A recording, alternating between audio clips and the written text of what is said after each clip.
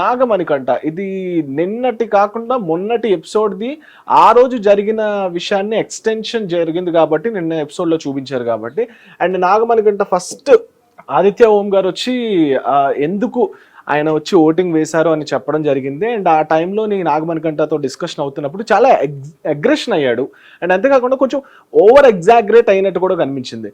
Maybe ఇది insecurity వల్ల వచ్చిందో, లేదంటే ఆ టైంలో ఆయనే కాదు ఆ ప్లేస్లో నాగమణికంట ప్లేస్లో ఎవరున్నా మేబీ అయ్యి ఉండొచ్చు, కానీ అంత అయ్యి ఉండకూడదని నా ఫీలింగ్ అనమాట. అప్పటికీ నిఖిల్ కానీ కో కంటెస్టెంట్స్ ఎవరైతే ఉన్నారో కొంచెం చెప్తున్నారు, ఓకే పెద్ద ఆయన వచ్చి మాట్లాడుతున్నారు, కొంచెం ఆయన మాట వినంటే no let me talk, let me speak, నా ఆవేదన మీకు తెలియదు.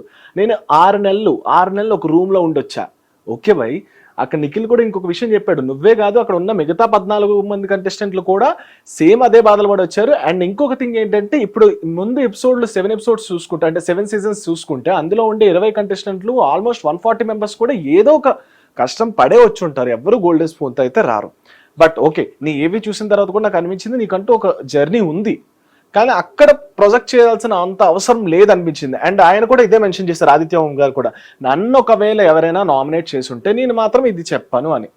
యాక్చువల్లీ రైట్, ఎందుకంటే 1 డేలో ఎవరిని జడ్జ్ చేయలేము. అక్కడ ఎవరున్నా సరే ఎవరినో ఒకరిని కంటెస్టెంట్ని వెయ్యొచ్చు.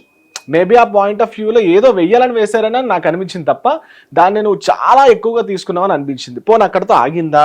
నెక్స్ట్ వచ్చేసి ఈ సీక్వెన్స్ తర్వాత నిఖిల్తో కూర్చున్న గొడవ, అండ్ మనకి ప్రోమోలో కూడా చూపించారు నిఖిల్తో ఏం జరుగుతుందో అనేది.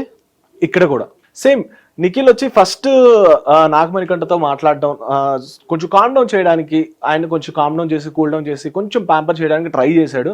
సో ఫస్ట్ టైం వర్కౌట్ అయింది, ఆయన కూడా ఓకే నార్మల్ అయ్యాడు నాగమణికంట. బట్ సెకండ్ టైం ఇక్కడ మాత్రం కొంచెం నిఖిల్ ఎక్కువగానే తీసుకున్నాడు అనిపించింది అనమాట. అంత చెయ్యక్కర్లేదు, మేబీ ఆయన వదిలేసి ఉంటే అక్కడికే ఒక 5-10 మినిట్స్తో నార్మల్ అయిపోయేవాడేమో.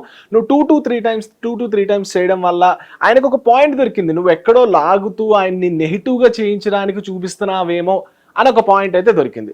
యాక్చువల్లీ ట్రూ అని నేను చెప్పలేను, కానీ ఎక్కడో చూసే ఆడియన్స్కి మాత్రం ఒకటి అనిపిస్తుంది, సింపతి కార్డ్ అని నువ్వే రైజ్ చేసావు అంటే, ముందు నాగమణికంట చెప్పిన విషయాన్ని అది సింపతి కార్డ్ అని నువ్వే రైజ్ చేసావు. అండ్ ఆయన ఎక్కడో దగ్గర పాయింట్ అవుట్లో బరస్ట్ అవుతారేమో, ఇంకా అగ్రెషన్ అవుతారేమో, అది ఆడియన్స్ పాయింట్ ఆఫ్ వ్యూలో ఇంకా నెగిటివ్ అవుతారేమో అని నువ్వు చూపించడానికి ట్రై చేసినట్టు కొంచెం ఆడియన్స్ పరంగా నా పరంగా కనిపించింది. But one thing, good thing ఏంటంటే, అంతమంది లేనప్పుడు నువ్వు వచ్చి ఇనిషియేటివ్ తీసుకొని నాగమణికంటని కొంచెం ప్యాంపర్ చేసి ఇట్స్ ఓకే అంటే పెద్దవాళ్ళతో మాట్లాడాలి, గౌరవం ఇచ్చి మాట్లాడాలని అనడం. అక్కడ కూడా స్టిల్ ఈయన అపోజ్ చేస్తూనే ఉన్నాడు, పెద్దవాళ్ళైనా చిన్నవాళ్ళైనా సరే నేను తప్పు ఉంటే తప్పనే మాట్లాడతానన్నాను. ఓకే, దట్స్ ట్రూ, ఓకే, దానికి నేను అగ్రీ చేస్తా, పెద్దవాళ్ళైనా చిన్నవాళ్ళైనా తప్పు అయితే తప్పు మాట్లాడాలి. కానీ నిఖిల్ చెప్తున్న పాయింట్ ఏంటంటే, కొంచెం గౌరవంతో నువ్వు అనే బదులు మీరు అనమన్నాడు. ఎందుకంటే ఆదిత్య ఓం అనే వాళ్ళు అసలు మనం పుట్టక ముందు నుంచి వచ్చిన ఆర్టిస్ట్, ఎప్పుడో ఉన్న రెస్పెక్టెడ్ ఆర్టిస్ట్, చాలా మూవీస్ చేశారు. సో జస్ట్ నీకు చెప్పింది ఏంటి, మిగతా కో ఆర్టిస్టులు కూడా మీరు చిన్న గౌరవం ఇచ్చి మాట్లాడమన్నాడు అంతే. సో అక్కడ కూడా నువ్వు చాలా ఆర్గ్యూ చేసావు, అండ్ నువ్వేదో లాగాలనుకుంటున్నావు, నన్ను ఇంకేదో డ్రాగ్ ఆన్ చేయాలనుకుంటున్నావు అంటున్నాడు. సో మేబీ అక్కడ మాత్రం నాగమణికంట కొంచెం ఏదో ఇన్సెక్యూరిటీ ఫీల్ అయ్యాడనే ఫీలింగ్